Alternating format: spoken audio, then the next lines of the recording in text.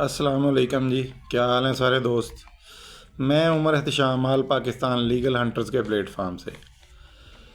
सारे दोस्त ठीक ठाक हैं जी। अच्छा, जैसे कि आपको पता है कि हम लोग लीगल हंटर्स हैं। जहाँ पे डिपार्टमेंट अच्छा काम करता है हम उनको अप्रिशिएट करते हैं। जहाँ पे हमारे हंटर्स गलत करते हैं हम उनको भी वहाँ पर तनकीद का निशाना बनाते हैं। लेकिन जहाँ पर डिपार्टमेंट गलत करता है वहाँ पे डिपार्टमेंट को भी तनकीद का निशाना बनाते हैं। अब एक वाक़या है जिसकी तरफ मैं आप सब भाइयों की तवज्जो दिलाना चाहता हूँ। ये वाक़या हुआ है जी हफ्ते वाले दिन। पिंडी के रहायशी सैयद शायान शाह साहब जो हैं वो, उनके फादर सैयद अजमल शाह साहब, उनके चचा मोहम्मद अली शाह साहब और उनके भाई सैयद नदीम शाह साहब, ये चार लोग हफ्ते के दिन निकलते हैं जी पिंडी से। इन चारों के पास चार वेपन्स हैं और उन चारों के ऊपर इनके पास डक के जो शूटिंग परमिट्स हैं सैटरडे संडे के, वो पिंडी के इनके पास मौजूद हैं।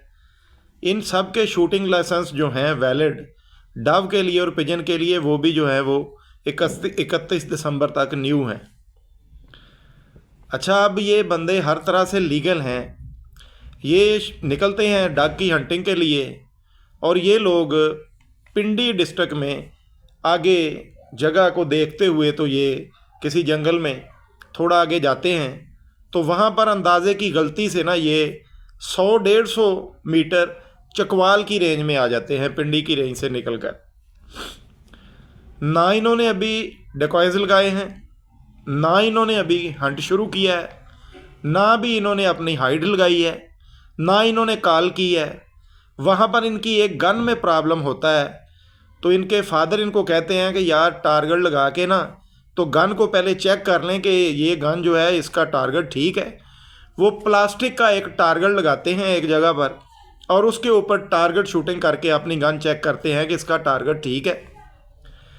वो टारगेट पे 2-4 फायर करते हैं, उसके बाद वो उठते हैं और गाड़ी में बैठते हैं और उनका ज़हन होता है कि चक्री जाएं और वहाँ से खाना खाएं और उसके बाद फिर कोई मुनासिब जगह देख के तो वहाँ पे हम लोग डाका हंट जो है वो करेंगे। कहानी में ट्विस्ट जो है वो यहीं पे आता है मेरे भाई। इन द मेन टाइम जब वो गाड़ी में बैठने लगते हैं तो वहाँ पे वाइल्ड लाइफ डिपार्टमेंट आ जाता है।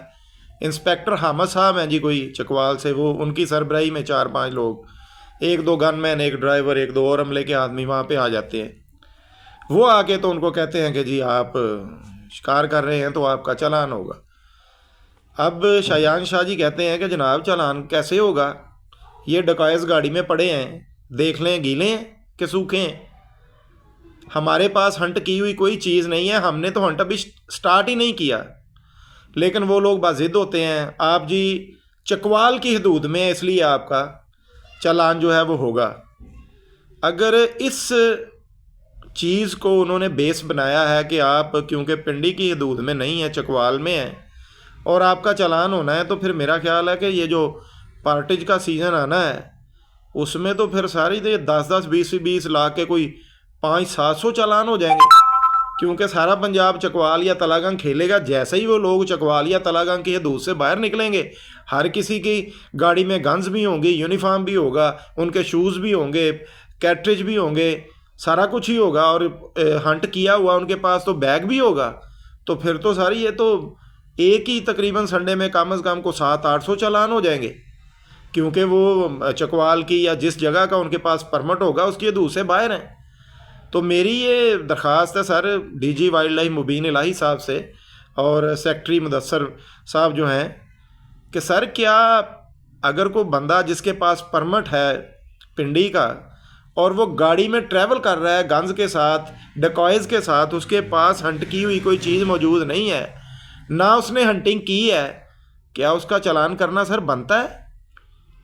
मुझे तो नहीं मालूम कि आप लोगों ने अपने लोगों को एजुकेट ही नहीं किया, उनको ये सिखाया ही नहीं है, पता नहीं, या आपने भी ये जो ट्रैफिक वार्डन्स हैं उनकी तरह उनको डंडा दिया हुआ है कि भाई आप लोग चालान करें। जैसे ट्रैफिक वार्डन्स हैं वो किसी की सुनते ही नहीं है, हेलमेट नहीं है तो 2000 रुपये का चालान है।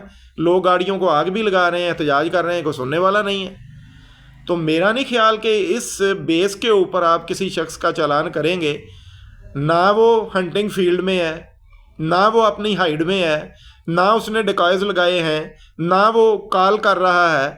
गाड़ी में डिकॉयज मौजूद होने की बिना पर आप लोग चकवाल में सिर्फ 100-150 मीटर अंदर चकवाल की बाउंड्री में आपने उसका चालान कर दिया है। क्या चकवाल और पिंडी की सारी जो बाउंड्री है वो डिफाइन है? क्या चकवाल की बाउंड्री में चारों तरफ से वायर लगी हुई है कि ये चकवाल की बाउंड्री है? पाकिस्तान में तो ऐसा नहीं है। अक्सर औकात पैट्रिज के सीज़न में भी बहुत से लोग गलतफहमी से बाउंड्री के उस तरफ 10-20 मीटर इधर चले जाते हैं, आ जाते हैं। कभी भी किसी वाइल्ड लाइफ वाले ने ये नहीं कहा, वो कहते हैं जी गलती अगर चले वो लोग आ भी गए थे, फ़र्ज़ कर लें चकवाल की बाउंड्री में थे, आपको पता था वो लोग हंट नहीं कर रहे, तो सर आपकी उनको एक वार्निंग देनी बनती थी कि भाई अगर आप गलती से बाउंड्री के इस तरफ आ गए हैं तो जनाब ये बाउंड्री वहाँ तक है, आप उस तरफ जाके हंट कर सकते हैं। अभी आपने हंट नहीं किया, लेकिन आपने उनको ब्लैकमेल करना शुरू कर दिया कि जी 6 लाख जुर्माना होगा, 7 लाख होगा, 5.5 लाख होगा। भाई ये जुर्माना जो आपने उनसे 2 लाख रुपया लिया है, मुझे ये बताया जाए कि ये जुर्माना किस बुनियाद पर किया गया है। ना उनके पास कोई फाख्ता बरामद हुई है, ना उनके पास कोई पिजन था जो उन्होंने शूट किया था, ना उन्होंने कोई डक शूट की थी, ना उन्होंने डकायस दरिया में डाले थे, ना किसी वेटलैंड के पास थे। तो आपने किस बुनियाद पर उनका चालान किया है? सिर्फ इस बुनियाद पर कि वो लोग पिंडी से 150-200 मीटर आगे चकवाल की हदूद में थे। तो इस तरह कल को जब पैट्रिज का सीज़न खुलना है, हम लोगों ने फैसलाबाद से जाना है, जैसे ही हम फैसलाबाद से निकलेंगे तो हमारे तो चालान हो जाने चाहिए, क्योंकि हदूद तो हमारे लिए तो जो हमारा परमिट है वो तो चकवाल का होगा या तलागंग का होगा या पिंडी का होगा या गुजरगांव का होगा। तो जैसे ही हम उस हदूद से बाहर निकलेंगे हंट करके, तो इसका मतलब है हम लोग तो जनाब इलीगल हो जाएंगे। ये कौन सी थ्योरी है sir? What is this nonsense? मुझे नहीं समझ आई। हमें तो सारी दुनिया ब्लेम करती रहती है कि जनाब हंटर्स जो हैं वो अपने न्यू कमर्स जो हैं उनको एजुकेट नहीं करते। सर हम लोगों ने तो 4 साल से अपने लोगों को इतना एजुकेट कर दिया है अल्हम्दुलिल्लाह कि कम से कम 80% फ़र्क पड़ गया है। लेकिन दूसरी तरफ आप लोगों ने अपने जो इंस्पेक्टर्स हैं, जो वाचर्स हैं, इनको क्या एजुकेट किया है? ये एजुकेशन है आपकी? मुझे ये बताएं ये किस बुनियाद पर उन्होंने उसका चालान किया है? फिर उनकी पिक्चर्स उतारी गई हैं। वो शाहजी ने कहा यार मेरे फादर हैं साथ, मेरे चचा हैं, हम लोग लीगल हंटर्स हैं, हमारी हिस्ट्री उठा के देखो, हमने कभी भी इलीगल एक्टिविटी नहीं की है, आप तस्वीरें क्यों ले रहे हैं? तो उन्होंने कहा जी ये सिर्फ हम अपने रिकॉर्ड के लिए ले रहे हैं। और बाद में वो तस्वीरें फेसबुक के ऊपर लगा दी गई हैं और इस तरह शो किया गया है कि जैसे ये कोई कमांडो टीम थी और ये इंडिया में किसी मिशन पर गई थी और कलकत्ता से या बम्बई से इन्होंने इन लोगों को पकड़ा है और फिर ये दुश्मन मुल्क से उनको ले आए हैं और वहाँ पर आके उन्होंने तस्वीरें खिंचाई हैं। ये टोटल रॉन्ग है सर। डीजी साहब माजरत के साथ, सेक्रेटरी साहब माजरत के साथ, आसम कामरान साहब माजरत के साथ, ये ज़्यादती है, ये बहुत बड़ी ज़्यादती है सर।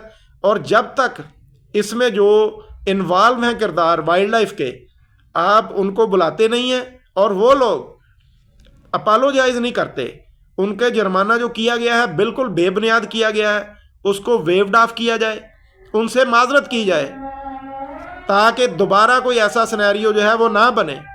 लिहाजा मेरी आपसे गुजारिश है कि इसका फौरी नोटिस लें आप और इसको ऐसे ही ना छोड़ें ताकि आइंदा ये वाक़या ना हो।